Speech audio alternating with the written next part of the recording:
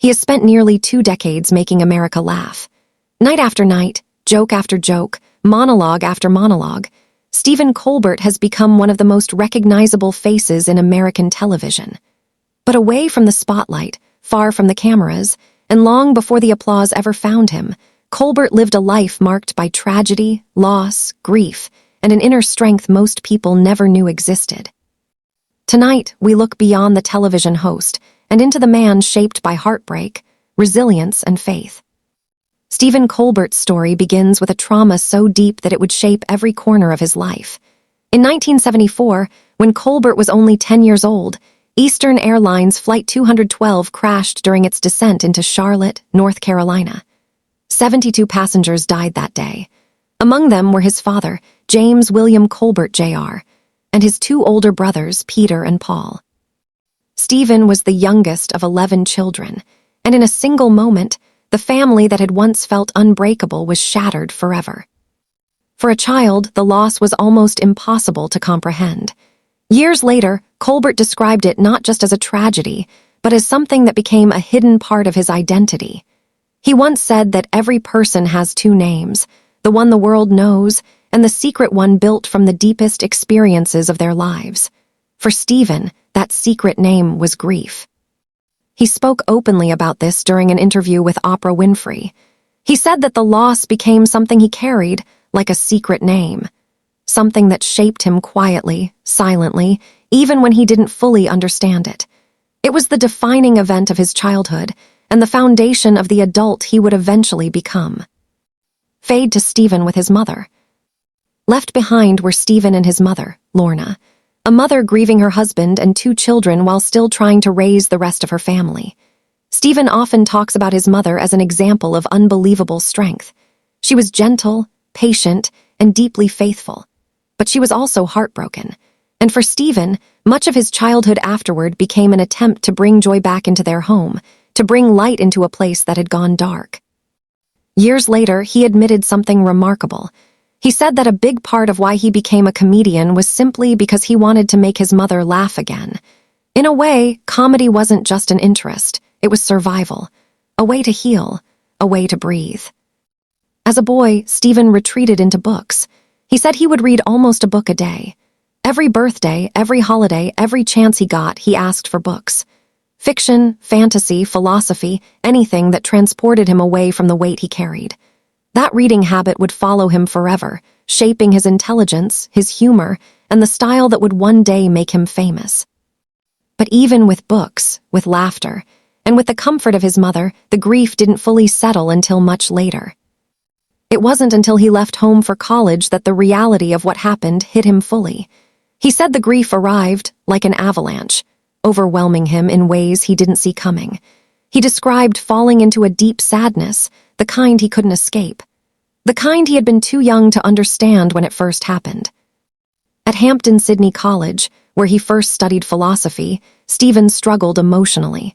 But in the middle of all that confusion, he found something unexpected: acting.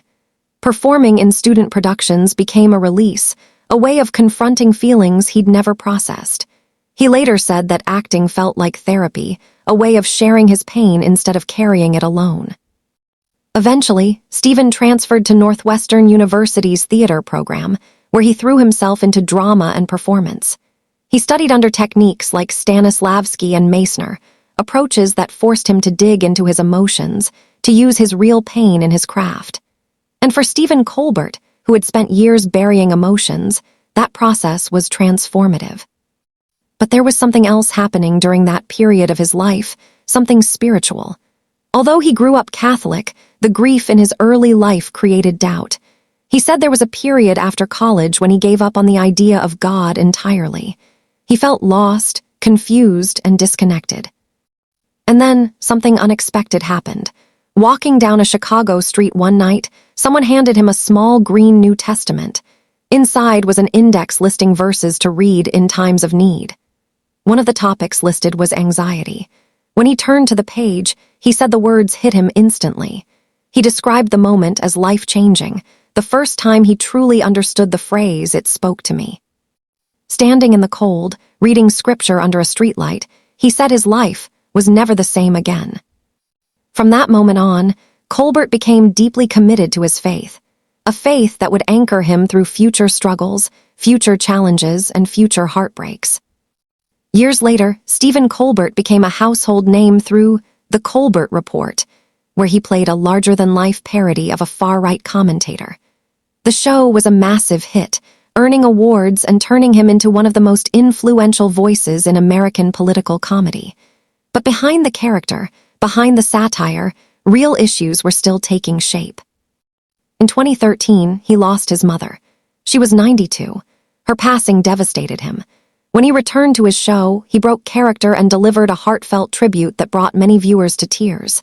He said that if people enjoyed him, his humor, his kindness, his presence, it was because of her. He shared memories from his childhood, including the way she used to pretend to faint dramatically on the kitchen floor just to entertain her kids. It was the kind of moment that reminded the world that the man behind the satirical persona was someone shaped profoundly by love and loss. Her death was another turning point. Something inside him shifted, and although he continued working, he said the grief took time to settle. Around the same time, Colbert was preparing to leave The Colbert Report and take over The Late Show on CBS. He believed America was moving beyond political outrage, beyond the constant cycle of anger. But that hope didn't last long. Within months, the political climate changed dramatically, and Colbert once again found himself speaking and joking about a divided nation. He later admitted he had been wrong about the country's mood.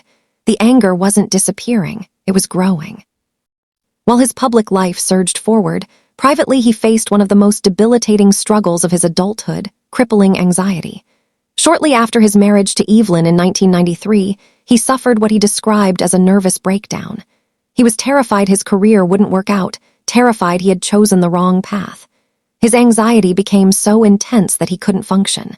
He was prescribed Xanax, but after 9 days, he realized it wasn't fixing anything, only numbing him. The strange thing, his anxiety vanished when he was on stage. While performing, he felt free. But as soon as he stepped off, the fear returned. It took years before he found coping mechanisms, years before he learned how to manage the pressure that came with success. In 2023, another major health crisis struck. During a long day of tapping, Colbert began experiencing severe abdominal pain. He pushed through it, assuming it would pass. It didn't. After the tapping ended, he collapsed. His appendix had ruptured. Doctors told him he was incredibly lucky.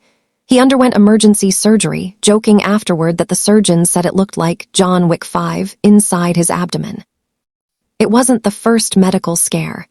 In 2020, he was diagnosed with benign positional vertigo, a condition that made the room spin unpredictably. He said it was almost funny, until he forgot he had it and tried to stand up, only to fall over. But as his health challenges resolved, another blow arrived. Not personal this time, but professional.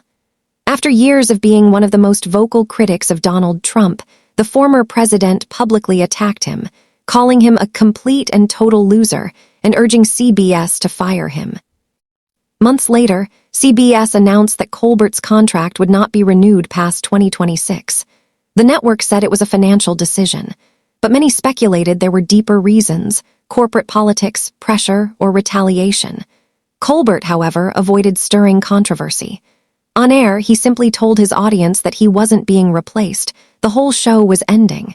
It was a quiet, dignified announcement. Stephen Colbert's life is the story of a man who lost everything as a child, rebuilt himself through humor, clung to faith when hope felt distant, and turned pain into art. A man who learned to smile not despite suffering, but because accepting it gave him strength. His life has been marked by tragedy, but also by triumph, compassion, and courage. And through all of it, he kept making people laugh.